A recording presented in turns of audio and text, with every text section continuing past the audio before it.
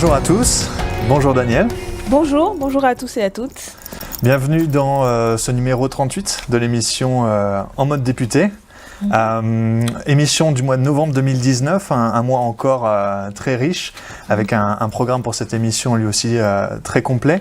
Le programme pour cet épisode, ça va être déjà d'aller à l'Assemblée nationale, voir avec Laurence quel a été le travail fait, en particulier sur un sujet précis, c'est la lutte contre les violences faites aux femmes. On va aussi aller localement Porte d'Aubervilliers avec Anaïs. On a été rencontrer un peu les habitants et voir quelles sont leurs préoccupations actuellement, parce qu'il y a des manifestations Porte d'Aubervilliers. Et puis la séquence avec Élodie, c'est la séquence de l'agenda, à la fois à l'Assemblée, qu'est-ce qui va se passer pendant le mois de décembre, et puis bien sûr dans les rues avec le 5 décembre, mais pas que, il y a beaucoup d'autres choses. Avant tout, tu as sûrement beaucoup de choses à dire sur ce qui s'est passé au mois de novembre et ce qui va arriver ensuite. Oui, en fait, de manière générale, c'est vrai qu'on rentre dans une période de mobilisation un peu généralisée sur tous les fronts. On avait évoqué le mois dernier donc les mobilisations contre les attaques islamophobes, mais il y avait également, et on en avait parlé, de la mobilisation très forte du secteur hospitalier, qui a été en grève, qui a fait une manif historique le 14 novembre dernier, qui appelle à nouveau à des mobilisations le 30 novembre. Vous avez sur à peu près tous les secteurs, alors à la fois des questions sociales, économiques liées aux conditions de travail, comme c'est le cas pour l'hôpital, mais aussi des questions démocratiques, d'égalité des droits, comme c'était le cas sur la marche contre l'islamophobie, comme ça a été le cas il y a quelques jours sur la lutte contre les violences faites aux femmes, avec là aussi une mobilisation très forte, nombreuse, créative, déterminée par la situation et surtout par rapport aux non-réponses du gouvernement jusqu'à présent. Et donc on a comme ça un paysage social, un hiver 2019 qui bruisse de mobilisation, de revendication, de détermination aussi, parce que la situation est extrêmement grave. Là, on parle justement de réaction de salariés, de citoyens, d'hommes et de femmes par rapport à une situation sociale et économique très très dure. Les derniers rapports de l'INSEE le montrent, il y a plus de pauvreté, plus de précarité, et donc face à ça, je trouve que c'est vraiment très important ce qui se passe, c'est-à-dire ces mobilisations sociales, ces résistances et la convergence qui va se faire le 5 décembre et après également le 5 décembre, c'est autour de la question des retraites, la réforme que prévoit le gouvernement, qui est un recul considérable, qui est un recul civilisationnel même, puisque le droit à une retraite, c'est une avancée sociale, l'idée qu'on puisse, après avoir travaillé une partie de sa vie très durement souvent, profiter de cela, que c'est une partie du salaire, d'ailleurs c'est une partie du fruit de son travail dont on devrait pouvoir profiter. Et dans l'histoire de l'humanité, la réduction du temps de travail et le fait de pouvoir partir à la retraite, ça a participé aussi de l'accroissement de l'espérance de vie. Donc il y a vraiment quelque chose de fondamental dans l'idée qu'on se fait de l'existence et de la société, qui est au cœur de ce système par répartition solidaire. Le gouvernement essaie de faire passer ceux qui s'y opposent pour des privilégiés, en mettant en avant la question des régimes sociaux, mais en vérité, ces régimes sociaux sont une toute petite portion des salariés qui vont être touchés, parce que tous les secteurs vont être touchés, le secteur public comme le secteur privé. Et donc autour de cette question, et je pense dans la société, dans son ensemble, puisque là les sondages montrent qu'une majorité de la population soutient les revendications et le mouvement qui s'annonce. Donc autour de ça se cristallise, mais en fait il y a un ras-le-bol général. On a au mois de novembre, ça faisait un an depuis le mouvement des Gilets jaunes, on en avait déjà parlé, et cette colère et la crise qui est à l'origine de cette colère, l'injustice sociale, écologique, n'a absolument pas été résolue par le gouvernement. Il y a le secteur étudiant aussi qui se mobilise suite au geste terrible de cet étudiant à Anas qui s'est immolé par le feu et qui a accusé le gouvernement directement en fait d'être responsable par les politiques antisociales, par la précarité permanente de l'avoir conduit à ce geste-là, et donc une mobilisation étudiante autour de la question de la précarité, on en parle. Il y a la question aussi de la lutte contre les violences policières, puisque dernièrement, lors des mobilisations des Gilets jaunes, une nouvelle personne a été éborgnée, mutilée. Ça et fait donc, 25 personnes voilà, peut-être ça fait 25 personnes. Et c'est vraiment, là encore, un autre exemple d'une stratégie du désordre permanent qui est utilisée, qui est la seule réponse en fait du gouvernement. C'est un autoritarisme qui dit surtout leur faiblesse, la faiblesse du gouvernement, puisqu'ils ne peuvent pas répondre sur le fond social, économique, ils répondent par la violence. Et donc il y a cet enjeu-là, et y compris qui permet de lier aussi ces autres luttes qui existent depuis des années contre les violences policières de manière générale, qui ont pendant longtemps ciblé une partie simplement de la population, souvent jeune, habitante des quartiers populaires. Il y a des mobilisations, donc notamment celle du 8 décembre à l'appel des mères de famille qui se sont constitués en collectif suite aux humiliations subies par leurs enfants lycéens, des enfants, le plus jeune doit avoir 12 ans, qui avaient été l'année dernière humiliés et placés en garde à vue pendant des heures par la police sans aucun motif, simplement pour leur faire apprendre à baisser la tête et à baisser les yeux. Donc une autre date importante le 8 décembre. Et donc voilà, on va avoir plusieurs rendez-vous avec le 5 décembre qui est une date forte de convergence. Et puis l'après 5 décembre, le 7, les Gilets jaunes appellent à la manifestation du 5 et également le 7. Il y a le 8 et il y a toutes les autres dates. Donc voilà, on est quand même dans un moment, on en parlait déjà sur la période où il y a de fortes tensions. Et là, ce que je disais sur l'émergence un peu des résistances et des fruits des germes en tout cas là, voilà, on sent un peu partout tout cela prendre corps à travers la résistance. On espère, et nous on sera nombreux et nombreuses insoumis et insoumises dans cette lutte-là. On va la relayer à l'Assemblée nationale, et donc toutes les interventions qu'on va faire dans les prochains jours, les prochaines semaines, seront bien sûr orientées pour favoriser la plus grande participation possible et la plus grande mobilisation possible dans ces différents rendez-vous. On va suivre ça avec beaucoup d'intention, et on va pas lésiner sur les moyens, effectivement, on va beaucoup se battre. Et un des sujets de mobilisation actuellement, on l'a vu le 23 novembre dernier, c'est la lutte contre les violences faites aux femmes. On a demandé à Laurence justement de parler un petit peu plus, de décrire le travail qui est fait actuellement à l'Assemblée par toi Daniel, mais aussi par le groupe de la France Insoumise. C'est la prochaine séquence, donc avec Laurence.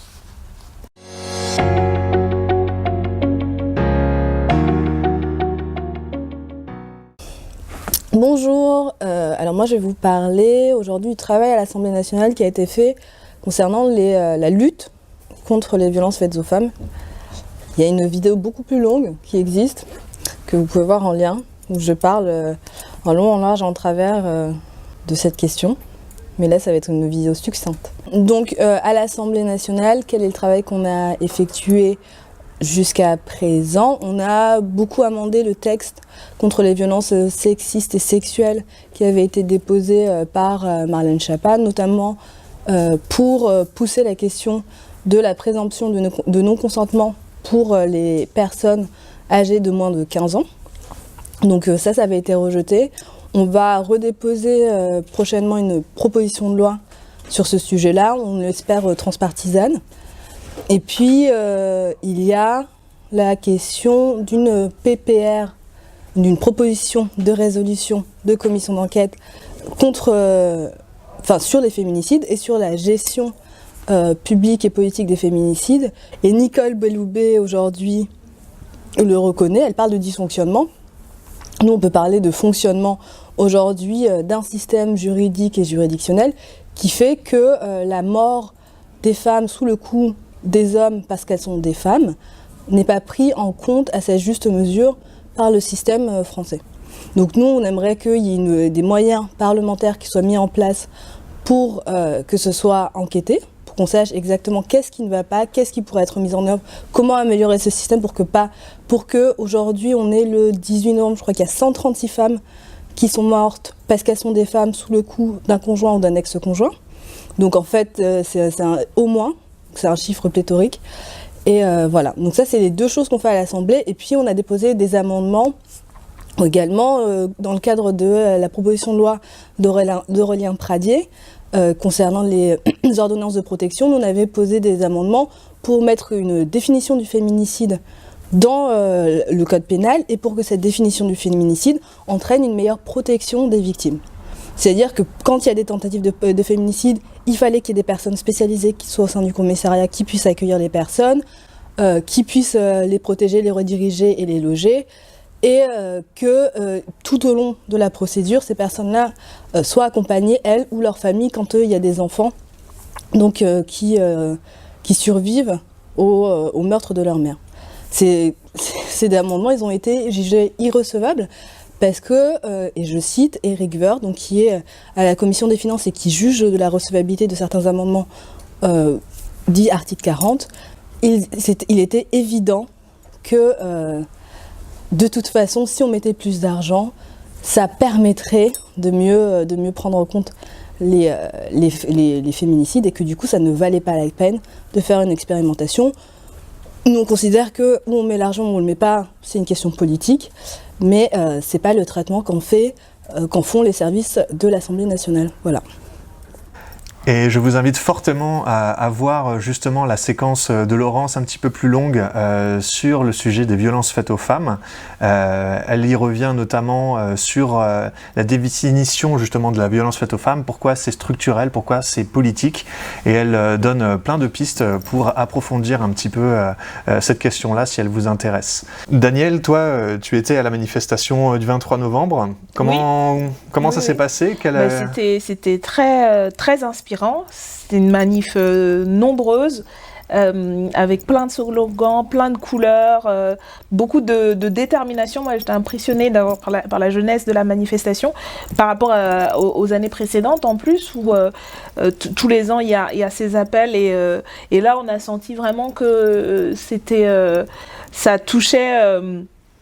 un grand nombre de gens, de personnes très diverses et qui avaient envie que les choses avancent de manière forte. Et donc c'était vraiment très porteur, ça importe beaucoup. Et je crois que toutes les personnes qui ont été à la manif étaient encouragées dans la mobilisation. Donc on va continuer, y compris parce que là, le gouvernement a fait les annonces à l'issue du Grenelle. Ouais.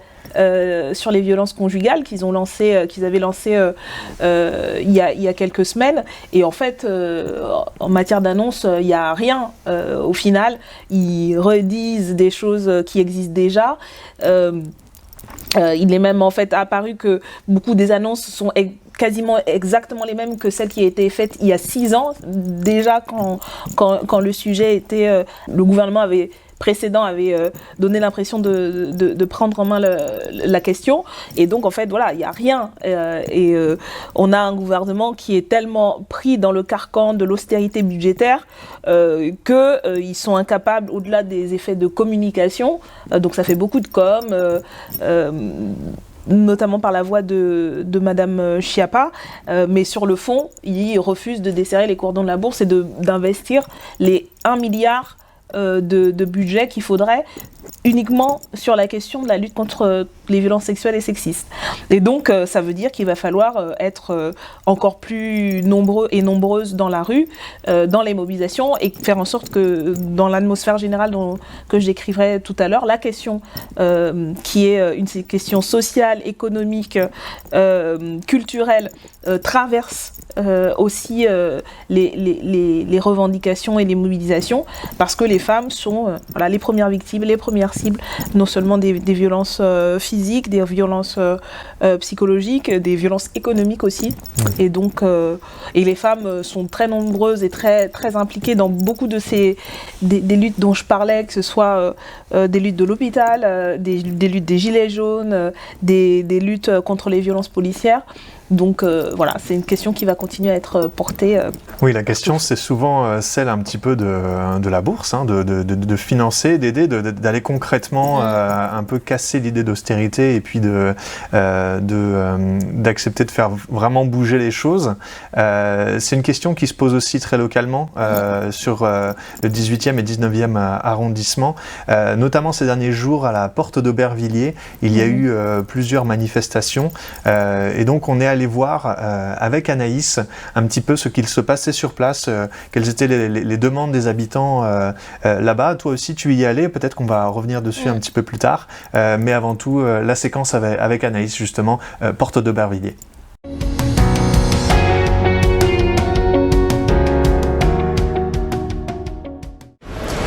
Bonjour, je vous retrouve aujourd'hui à la porte d'Aubervilliers, à la frontière entre le 18e et le 19e arrondissement, à mi-chemin entre la porte de la Chapelle d'un côté et Rosa Parks de l'autre, pour vous parler du sujet du logement, qui est un sujet qui est très important sur ce secteur-là.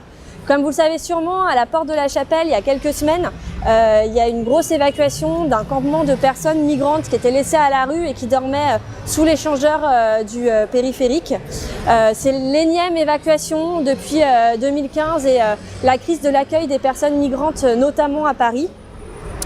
Ces personnes, régulièrement, on les laisse à la rue pendant des mois et des mois dans des conditions indignes, d'insalubrité.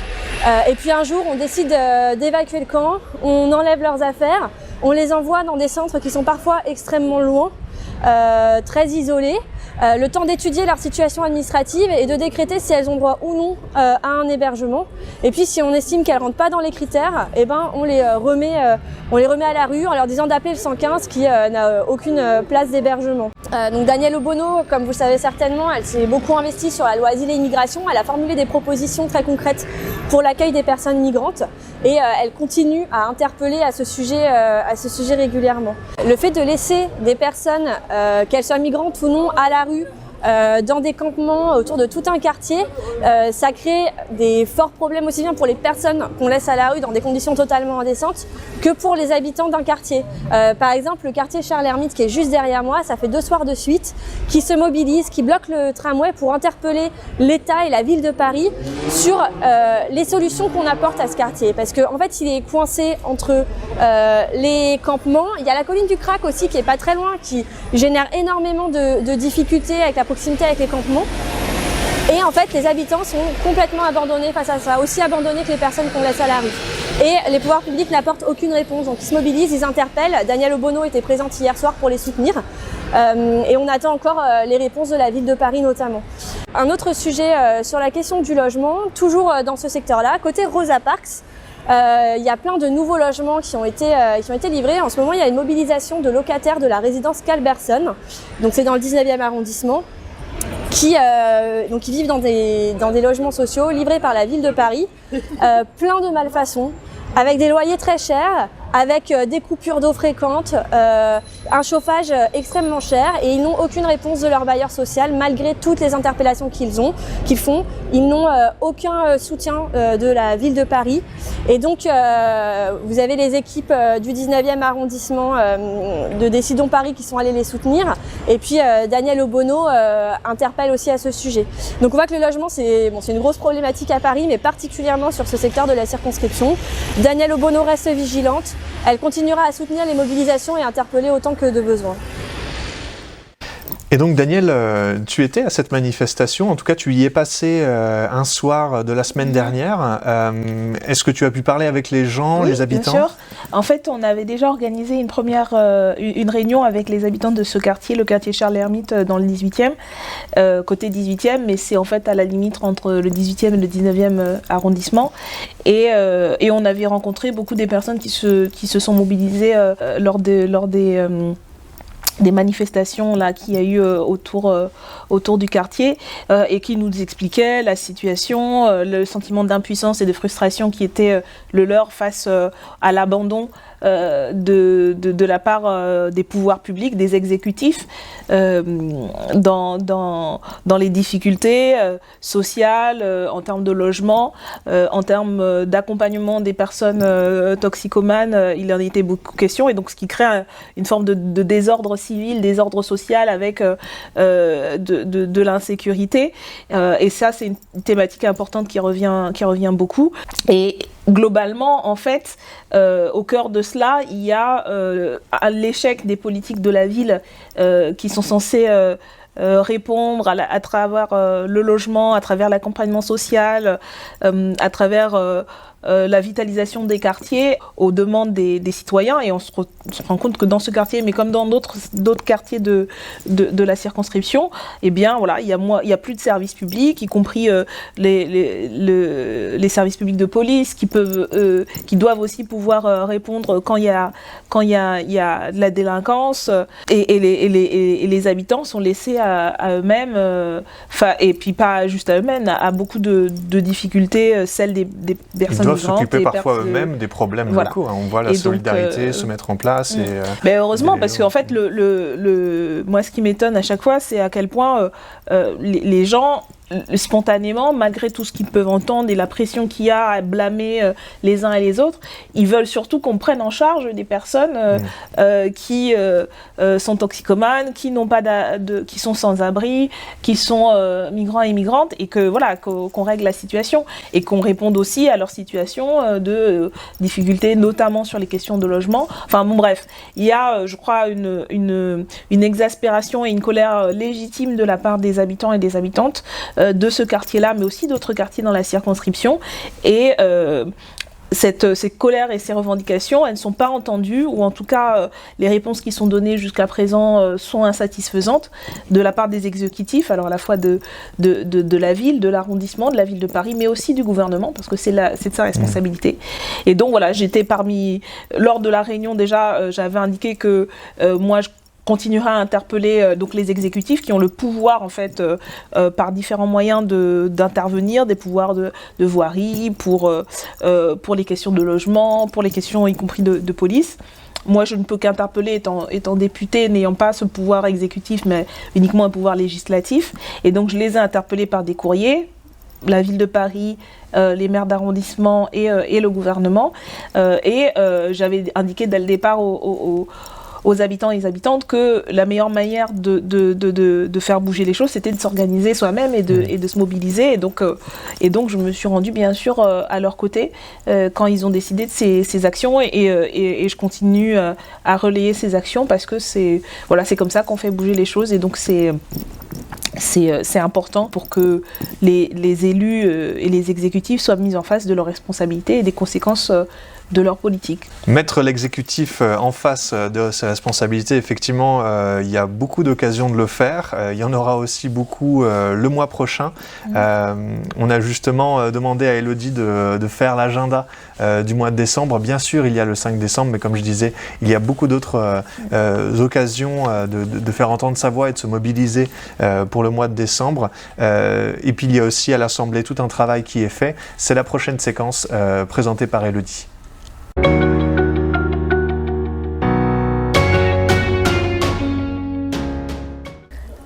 Bonjour à toutes et à tous. Moi, je vais vous parler de l'agenda de Daniel Obono pour le mois de décembre.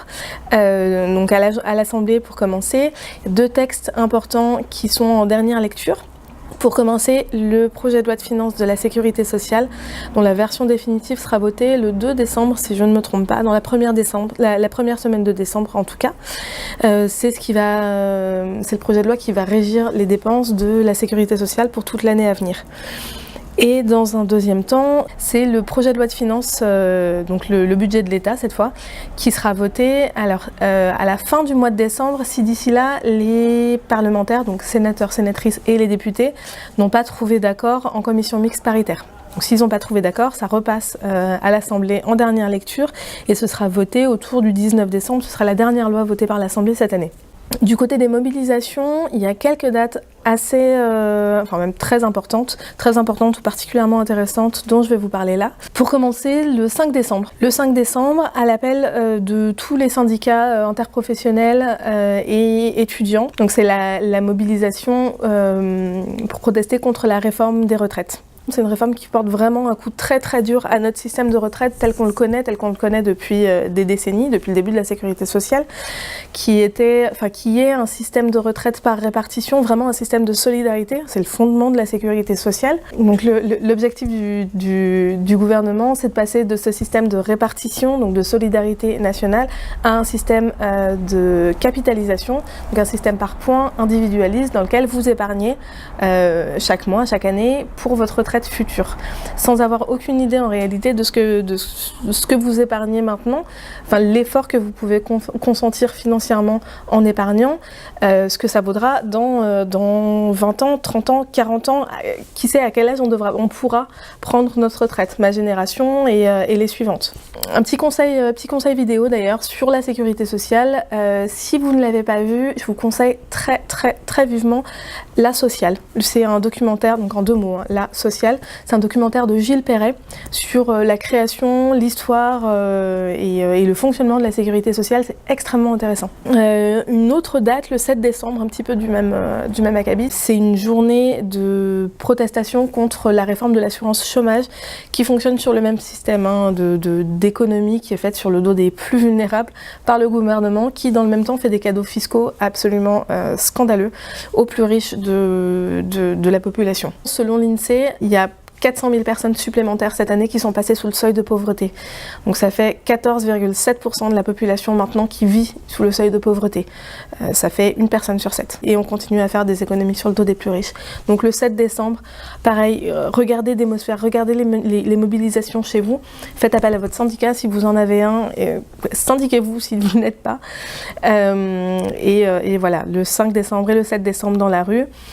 Et pour terminer, le 18 décembre, c'est la journée internationale des migrants. L'objectif étant de avoir un autre regard sur les migrations. C'est aussi la date qu'on a choisie pour clôturer une série d'initiatives dont on vous a parlé dans les vidéos précédentes sur les migrations, qui se conclura par un colloque à l'Assemblée nationale organisé par Daniel Obono et la France Insoumise. Et donc c'est une série de tables rondes, des ateliers, des débats que vous pourrez suivre ensuite une fois la journée passée sur les réseaux sociaux.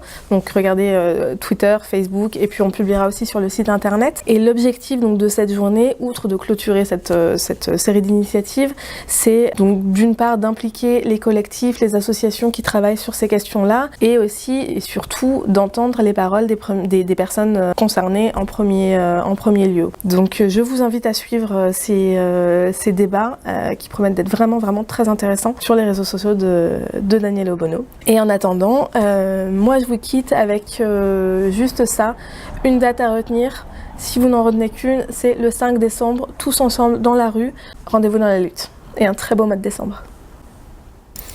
Bien, vous savez quoi faire maintenant pour le mois de décembre. Il y a de quoi faire, oui. Je pense qu'on touche à la fin de cette émission. Oui, mais écoutez, merci beaucoup, merci François, et merci à tous et à toutes de nous avoir suivis. On espère que ce deuxième épisode de la nouvelle saison vous a plu. Et si c'est le cas, n'hésitez pas à mettre des pouces bleus, à vous abonner si vous n'êtes pas encore abonné, à relayer sur tous les réseaux l'émission, et puis à nous faire vos retours aussi. Ce que Bien vous en sûr, pensez. tous les commentaires sont bons à prendre. Je suis là derrière à la technique. Voilà. Mais j'apprends beaucoup de choses à chaque épisode. Et donc, voilà, toutes les remarques sont bonnes à prendre, bien sûr. N'hésitez pas. Et puis, on se retrouve le mois prochain. L'année prochaine.